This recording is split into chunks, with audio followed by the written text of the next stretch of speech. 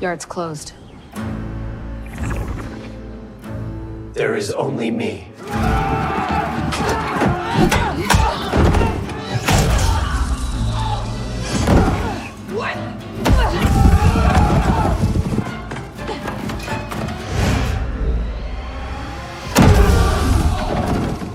Then I only have to hit one thing.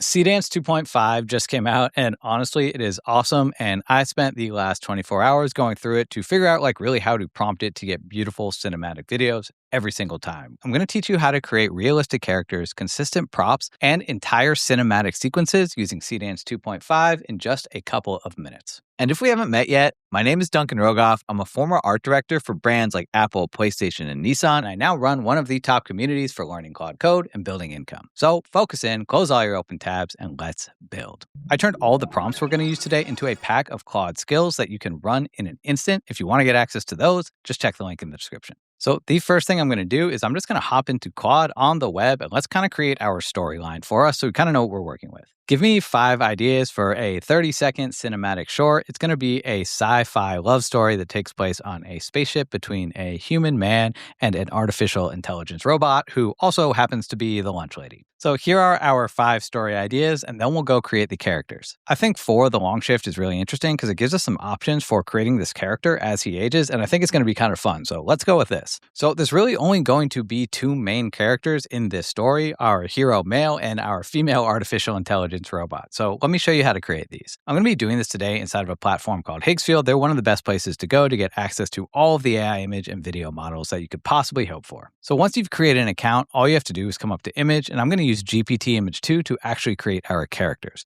The first thing you want to do is, you can see I've been playing around with this, is this idea of creating a character sheet. We found that the video models really like these neutral gray backgrounds, but we can see that the results for these characters are absolutely stunning. Like the realism now is insane. So the first thing that you want to do is you want to use a prompt like this. So basically all this is doing is it's asking you for a little bit of information if you have it, like the age or the build, like what are they shaped like? What's their hair look like? What does the face look like? Do they have any distinguishing marks like tattoos or scars or things like that? And what type of clothing and footwear are they wearing? It's going to take that information, it's going to turn it into a character sheet. If you don't know any of this off the top of your head, just fill in what you can. And basically this part up here is just instructing Claude to fill out the rest for you. So I'm going to copy this prompt. I'm actually going to start a new chat inside of Claude. And I'm just doing this in chat. I'm not using Cowork. I'm not using Claude Code. And I'm just going to paste in this prompt. And there are a couple of things that I know. So I'm just going to say the age of this is, let's say, 35. Let's say the build is athletic. Say the hair is brown, face, blue eyes. And the clothing, I want our hero character wearing a silver reflective suit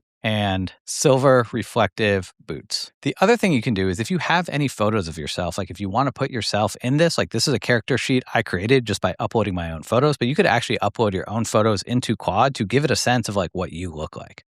We're also going to do this in GPT image 2. So Claude is actually going to create this entire image prompt for you that basically describes the person, what they're wearing, and this idea of a character sheet. So now I can copy this. I can come back over into Higgsfield, and I can paste this in down here. I've selected GPT image 2, high quality. I think you want to make sure that you're on at least 2K for this to make sure that you're getting really crisp, fully detailed results. 16:9 to have this widescreen format, which is cinematic. And then if you want, you can just go ahead and upload that reference image of you. If you want, you can change the batch size to generate 2, 3, or 4 images. Just keep in mind that this is going to cost you more credits the more images you generate. I found that GPT image 2 is really good, so I'm just going to try one for now, and let's see what we come up with. So while that's cooking, I'm just going to have Claude create a second prompt for our female robot. I need you to create a second prompt, just like this one, for character 2. This is a female artificial intelligence robot. She should have pink eyes. She should be wearing a hairnet and an apron because she is a lunch lady, so maybe she has gloves too. So this created a prompt for our female humanoid robot. I'm just going to copy this, come back over into Higgsfield, can remove the reference image because we don't want it to look like me. I can paste that in, and I can click generate over here too. And this is the image it created of me in my reflective suit. It looks pretty realistic. I love this. This is awesome. So I'm just going to come over here. I'm going to click download to make sure that we have access to this for later. Now, one other thing I need to do, remember, I'm going to age over time. So I want to create versions of me at 60 years old and at 80 years old. For our hero male, can you actually create 2 more prompts for me describing this man as if he was in his 60s, and then a second prompt describing him as if he was in his 80s? So we have our 2 prompts. I'm going to start with this one of the man in his 60s. I'm going to copy this.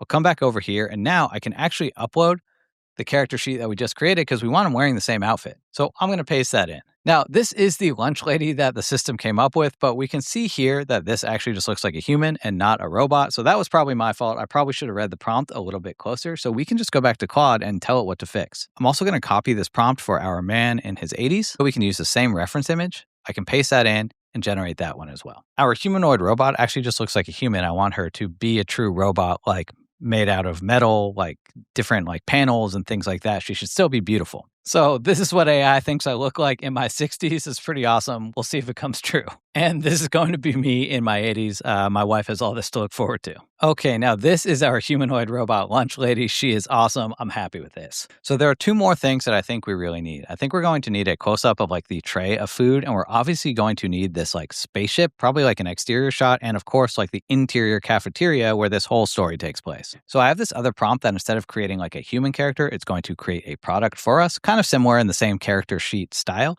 So I'm just going to go ahead and copy this as well.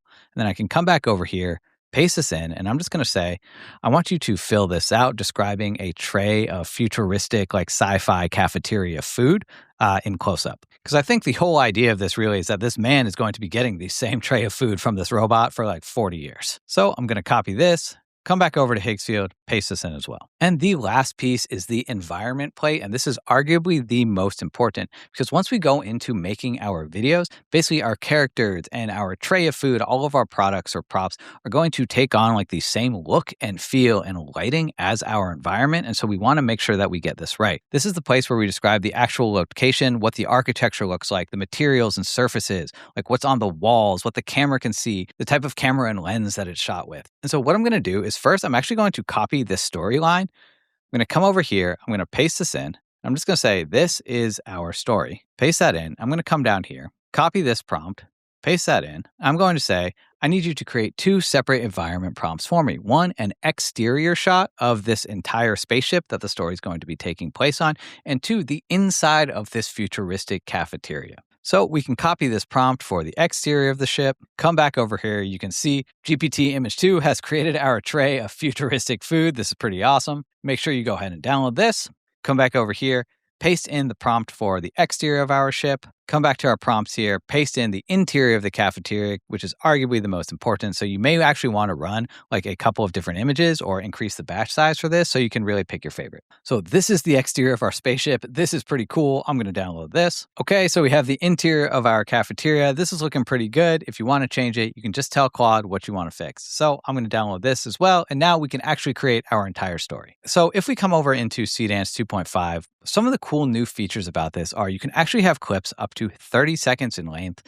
Right now, one of the downsides is it only does 720p, but we know that 1080p and 4K are going to be coming soon. You can actually load this up with up to 50 reference images, which is absolutely insane. So I removed all the references I had before, and I can come in here, I can click upload files, I can come into my downloads, and I can just upload everything that we just created. So while I said you can create a 30-second video, what's really cool is that you can use timestamps to break this up into as many shots as you want. You could break this up second by second and have a different shot every single second if you wanted. So I built a prompt that's designed just to do that. It's basically designed to reference all of the images that you give it, as well as break things up into these separate little beats.